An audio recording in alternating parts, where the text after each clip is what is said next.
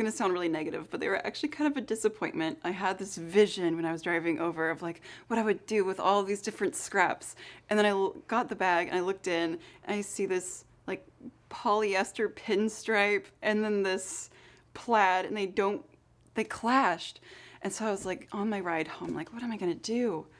And then I decided, you know what, it wouldn't be a challenge if it wasn't challenging.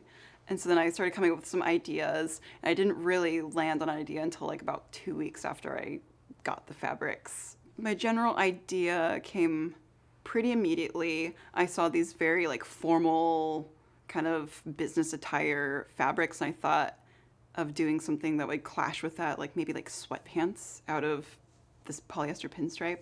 And then I found out I didn't have nearly enough fabric for it. And so the initial idea did come immediately. And so I was kind of playing off of that initial idea. So in a way, yes. Final idea didn't come until like 2 weeks later though. My favorite fabric that I got 2 different fabrics. And it was this kind of beige plaid. And so there's a couple different colors, and there's black, plaid, and this kind of orangey tone. That's definitely my favorite one. The inspiration for my design, honestly, I just got to my dress form and kind of started taping it up. I love really structured bodices, and so I thought I would try kind of a medievally inspired corseted top with big voluminous sleeves.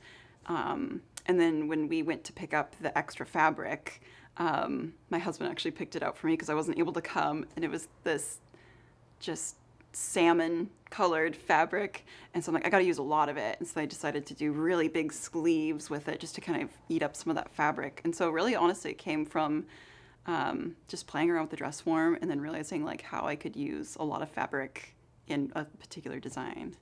The problems that I've encountered with the fabric so far are they're all so different. I have 2 that are 100% cotton, one that's polyester, and then another kind of more structural fabric that's it's like a almost rigid and stretchy at the same time, but the 2 synthetics do not press at all. They don't press. And so the initial design that I wanted had some pleats in it, and I can't do that with that fabric. And so I had to switch gears to use the cotton fabrics to do that more like structured design, and kind of just leaning into the stubbornness of the polyester for the other elements. As a native Portlander, I love thrifting, and growing up I never had access to like really nice fabrics. I would tear apart pillowcases and stuff to make stuffed animals. And so upcycling has always been the beginning of my sewing journey. It's just very integrated. I'd say 90% of the fabric in my stash right now is all just bed sheets, tablecloths.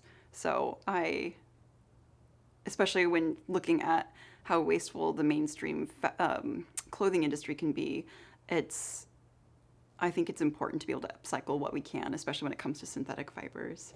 But it's also a fun challenge. So aside from the environmental impact of it all, it's fun and it's challenging. And I'm always up for a challenge.